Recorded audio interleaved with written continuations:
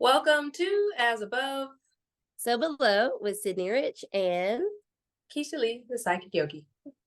beautiful. This is Mystic Moon edition. This is our full moon, as above, so below. And we are celebrating, connecting with, bringing down the Aries full moon. This is also called the harvest full moon, as it is the first full moon of the fall.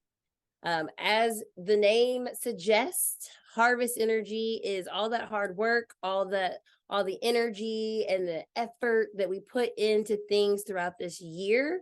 This gives us this new start, this new beginning of really letting us see what we've cultivated and what needs a little bit more of our attention, what needs a little bit more of our love, or what is ready to be picked and eaten or consumed in whatever energy form we need it in, right? So I really like this moon. It's like, ooh, like both Kisha and I have on like a hoodie.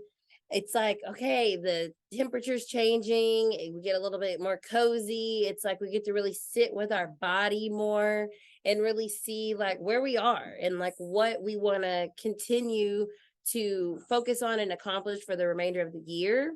It's like really a good start of to really see things, see how far we've come and what else we can still tick off before we get into the new Gregorian calendar year, right, in January. So but as the astrological season speaks about, we are halfway through, with Libra bringing in that balance point, right?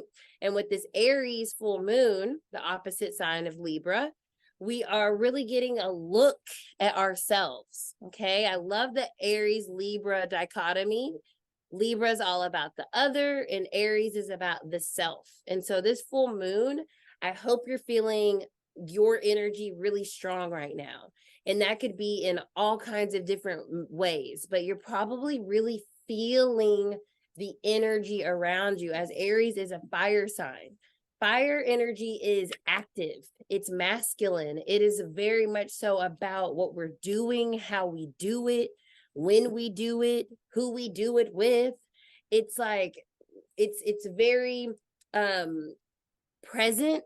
It's very passionate and from your spirit. When I think about wands, the deck that or the suit that correlates with Aries or fire energy in the tarot, it's your spirit. It's what motivates you. It's your it's the spark that makes something happen, the action that you take.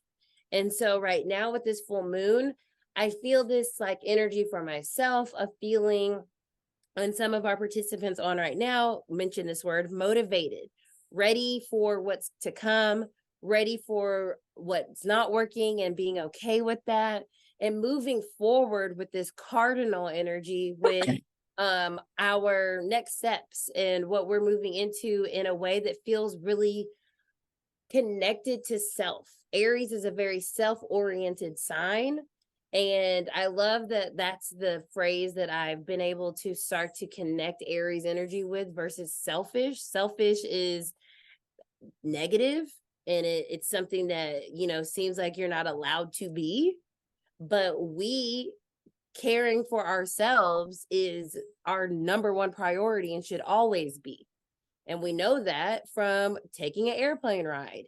You put your mask on before you put anybody else's on. And so Aries energy reminds us of how important it is to put yourself first, to center yourself, and to bring everything through that filter and understand that, like, if it doesn't resonate with you, if it doesn't feel good to you, then that's all that matters. That's all that needs to be assessed and looked at and worked through.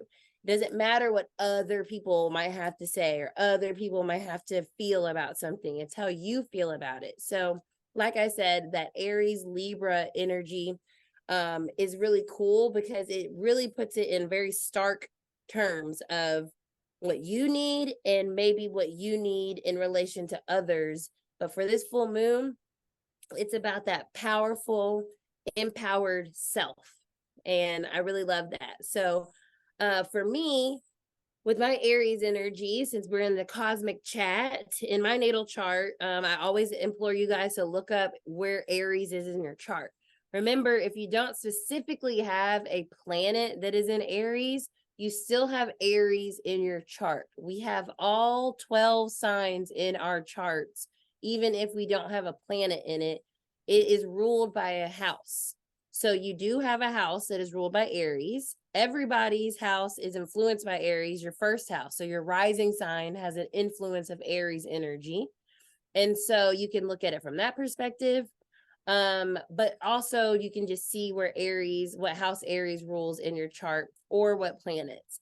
And mine's in my 8th house. The 8th house is the house of occult, so magic. It's also the house of others, which is kind of interesting. Other people's resources. It's also the house of the unknown.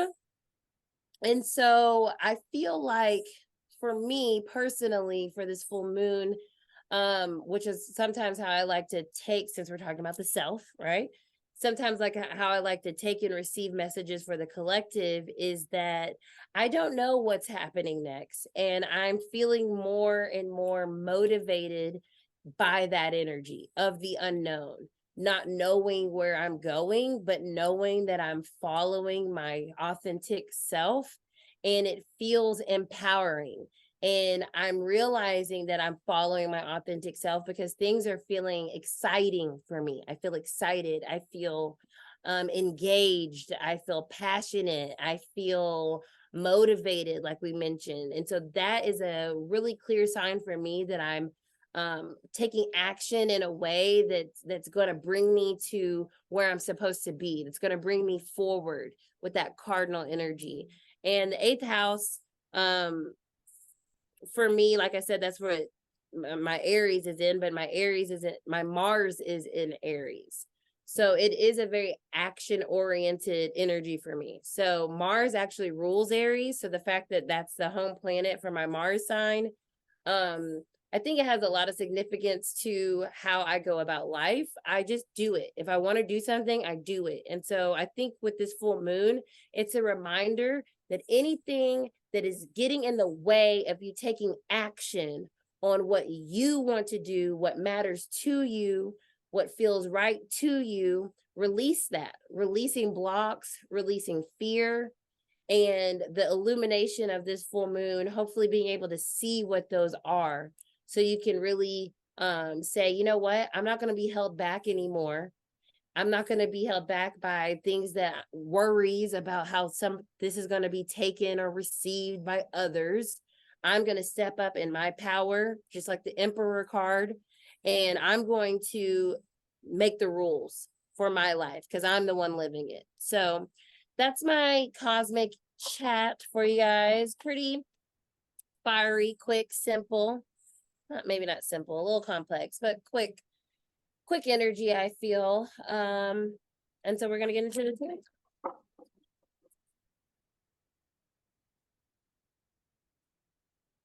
Look at that. When I'm splitting the deck, I have the Ace of Wands and the World, which definitely, the World has like it's a circle, so it talks about the culmination of something, just like that full moon energy. And then the Ace of Wands is like literal incarnation of fire energy. So that's cool that is at the split of the deck. So for the collective, everybody that is on here now with us, everyone that will watch this, everyone that will listen, what is the message for the collective for this Aries full moon?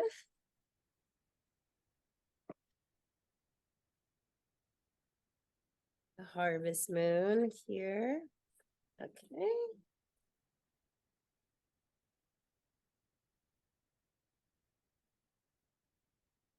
Oh, cool. One more.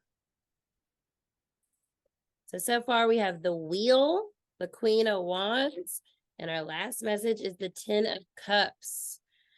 Bottom of the deck, more Wands energy, is the 10 of Wands. So let's start with this Wheel. I just kind of spoke about this completion energy. So the wheel is the number 10. We're about to be in October. 10s, to me, it's very full moon energy, right? It's at the end of the cycle. It's full, and then we're going to start the cycle back over. And so with this, the wheel, this is a time period I feel that things are changing. Things are really starting to take a turn. And the turn feels for the better. The Wheel of Fortune is a positive energy. It's a card of things when things have felt stagnant, stuck, uncertain, confusing, weird. When the wheel comes up, it's like all that energy is getting turned 180 degrees and we're into another space. We're into another cycle. And so I feel this full moon is really bringing in new energy. It's invigorating us. It's enlightening our, not enlightening, what's the word? Like lighting up our soul, lighting up our spirit, lighting up our essence. And that's what the Queen of Wands talks about here. So she's like Queen Aries. Okay. So that's what I said. Oh, that's cool when this came out. Aries energy embodied, the Queen of Wands. The Queen of Wands doesn't care about what anybody has to say, what anybody feels about what they're doing. They are going to the beat of their own drum. This is unique energy. This is an independent energy. This is a confident energy. This is the person that walks into a house, a party, and all eyes are on them because they are in their full glory. They are wearing what they want to wear. They're like commanding attention just by being who they are. And you know what? It also could be that energy of the witch, right? It's spooky season. It's that energy of someone that's like, damn, that girl has a lot of power. Like, she just came in here and I can't take my eyes off of her. And maybe I'm a little bit scared. You know what I mean? I don't know what's going to happen. But that is kind of this energy of this full moon. And so embody your Queen of Wands. You know, what makes you feel fierce and alive and sexy and fun and fearless. I love this energy as you're stepping into this new cycle. And with the 10 of Cups, another 10, it's saying a reminder that we can have the things that we desire. We can have it all. We don't have to pick and choose. We can have this and that. And that's also very Queen of Wands energy. She doesn't give up anything. She takes everything. And there's a breaking of the stress and the burdens here with the 10 of Wands crossing the Queen of Wands. It's saying, I'm no longer, just like I said, I'm no longer picking and choosing. I'm taking this, that, and the other. A lot of times in a traditional 10 of Wands, he's carrying all the wands and it's heavy. And what I'm getting with this with the Queen of Wands is like, you got this. You have the power to transmute any burden or perceived stressor into something that is empowering and fueling to you to make whatever decisions or release whatever needs to be released so that you can walk into this next cycle, Wheel of Fortune, and be ready to receive all that it is that you want and desire for this season and the remainder of this year. I like that. I like all the cardinal energy. I'm like, yes. I like all the fire and I don't know, just the momentum. You know, the momentum that like it's feel like I'm flipping tables over, like, fuck it. Just new shit. Okay.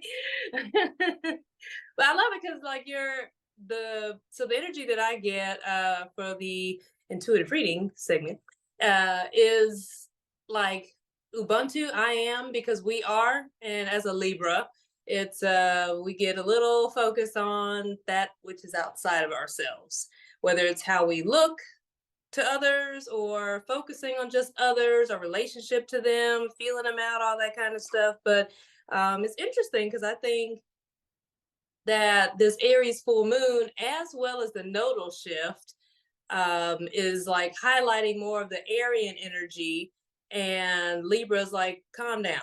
It's like, sit down, just chill out for a minute, okay? And Libra will be like, okay, well, you know, I'll be diplomatic. I'm gonna sit my ass down and be quiet. but And so as I was thinking that, I like that you said Aries was self-oriented because selfish does get a bad rap. And that's exactly what I was thinking. And you started going into that. I was like, that is dope. See, we just telepathically, we just get it. And then as I was thinking about the Ubuntu thing, I see your shirt, but it had been cut off and I just saw I am. And I was like, because we are. Okay. So I thought that was dope. This really is I feel like a real dope energy. It's like chill because Aries, they could be chill. They just fiery, at the same time. But I like the energy. And then with Libra, it's like, okay, so we'll see what the intuitive reading segment has to say for the collective. There's a couple of things that you said in your chat that I enjoyed, but I found out Aries is in my 5th house. So I was like, okay, that's some of that fiery 5th house, creative, sexual, connecting with others. And that's where I was going with this because I got a new iPhone, y'all. I'm team iPhone now after a decade of Samsung. But anyways, the one thing I realized was it makes me feel connected, right? Because everybody got FaceTime doing all this, and I'm like, I can't do all this, whatever. So I was like, this helps me to feel more connected to others, but also be able to highlight myself. Girl, I got Threads and TikTok. I got all these apps now and stuff. So, anyways, I like the I am because we are connecting to others, but still like holding your own type of space. So, with that being said, everybody take a nice deep breath. Let's see what the collective needs to know. Okay, so first thing I did was when I was connecting higher to receive the collective message, I dropped down into my heart very quickly. So that was very interesting to drop down into my heart, but also on top of that, my solar plexus was activated. It was like this, I wanted to like wiggle. You know me, I like to wiggle and move like that. So it's like heart and soul. And the heart and soul part came to mind and it brought me a sense of like fun and playfulness, but also this body movement is like being adaptable, and being able to be here and do this and do that, but also at the same time stand firmly in who you are and just be more mindful of your connections to others and how things are being reflected to you, things that are being shown to you that you might not have expected. And then also noticing, it feels like mindfulness in your character, mindfulness and moving more with like integrity and authenticity, being I heard a noise when I said integrity, and so just know that move with more authenticity, more integrity, and more purposeful, like more grounded in your body. So it's like, even though I have this desire, even though my heart is in this is what I truly want, not what others may expect of me or what I feel like I should do or how I should be. This seems like okay, spirit dropped down, gave me this download earlier when I was working. So this is a time to really check in and with your goals and your dreams and the things that you've been doing. Sometimes we get a thought in our head or creation or a project in our mind from like years back, and we feel so passionate about it, so determined to make it real in that time, and we end up holding on to that. We've embodied that, so we hold on to it, but like, is it still your present day dream? You know what I'm saying? Like, is it maybe something inspired you? Maybe you were able to take from this and take from that. And at the time you were like, oh, this is going to be so awesome for my future. For me, an example is going into yoga teacher training. I was like gung ho about, oh, I'm being a yoga teacher and I'll get to make playlists and I get to do this and I like dope music, so they're going to love this. I didn't want to do shit of any yoga teaching after after YTT training. I didn't want to do any of it. And so it's kind of like, I was like, okay. And I just had to accept that and sit with that. And I'm fine with that. But it's just one of those things where sometimes we have these ideas, these dreams, and like Aries energy, we want to jump right in. But now the Libra's kind of like, okay, but does it still serve you now? You know, it was then. Like, what is it that you want now and for the future from where you've come from? You know what I'm saying? So it's like switching the balance in that way. And then also taking the time. I feel like there's also a message coming through that some of this relationships during this time might be a little muddy. The word I hear is muddy, and which makes sense as we go into Scorpio season, bringing that water element in and so forth. It's like, okay, what's and the Taurus full moon, to me, it's like a little prequel to that energy, because you have earth and water, and things might get a little muddy as we move into the next season. But if things start to seem a little muddy right now, it's you're just gonna have to trample through it, to be honest. You're just gonna have to be like a American warrior and just literally just get it out the mud. Okay, Spirit wants you to get it out the mud, y'all. And it's just one of those things, because things might get muddy, but you'll see who's really there for you. You know what I'm saying? Like 10 toes down, like you'll see the people that are there for you. The people, when if the emotions in the relationship gets muddy and they start to act a certain way, move a certain way, I feel like that Libra energy is like, okay, cool. You know what I'm saying? Like, I've done this for you, not being tick for tack, but more diplomatic and more in that scale of justice, swinging the other way, saying, you know what, cool, I'm gonna let it be like this. It is what it is. No love lost, just lessons learned. And I'm just going to focus and bring the focus back on me, so that I can be the best version of myself, be more self-oriented, get my, feet back on the ground and firmly rooted, so that I can be the most prosperous version of myself. Because I know that as a Libra, the things that we enjoy, the aesthetics, the pleasures, the creature comforts of life, the beauty and all that, well, guess what? Some of that costs money. And so with Libras, we also like money. So if you find yourself going through a transitional period in your relationships, things like that, let it be. Like, don't try to figure it out right now. Take that, let that Aries full moon illuminate that and be like, cool, and sort of like address those things maybe head on, but don't be hot tempered. Don't be hot headed in doing it. With that fiery energy of Aries, it's more like be logical, more practical, make it make sense. Like, is being this emotional or overreactive, is that purposeful right now? Okay, or if you do get that way, then be like, well, if something feels justified, cool. As long as you can sleep and have, peace of mind with it, all right. But it's a time where relationships might get a little muddy. So just be adaptive, be mindful, and be more in that energy. Like, Libras get a rap for being kind of like all in love with love and all that sort of stuff, but we can also be very logical, very practical, justice serving. And so to me, this is a time for that aspect. That makes sense. Aries full moon and like seeing the different sides. Okay, cool. I see what Spirit did there. So this is a time to see the other side of Libra, meaning the side that's about justice, the side that's about restoring peace, restoring harmony. Maybe, and to be honest with Libra, sometimes by any means necessary, iron fist and a velvet glove. We with it. Okay, we are with it. So when we get to that limit and we decide we want to swing the pendulum the other way and be more self-serving, meaning discernment and boundaries are necessary, then it helps us to be fuller in who we are and our expression of ourselves, so that we can truly embrace like that first house Aryan energy of saying, this is who I am. Okay. Because yes, we are, but still at the end of the day, I am. Like Cidnee shirt, I am the magic. And then I like the number 10, especially with the Wheel of Fortune, all the other 10s that came in the reading. Was it the 10 of Wands and 10 of Cups? Because with all those 10s, you think of 10, 10, 10, you got 3 10s. So that's mastery, makes it number 3 for mastery. I think, was it 3? Let's see, 1, 2, 3. Yeah, okay. Which makes mastery. The Ace of Wands that was split, that also is like me, myself, and I. So I, once again. So it's kind of an interesting take on I like the spin that we put on this, as far as like Aries being selfish. No, maybe they're just self-oriented.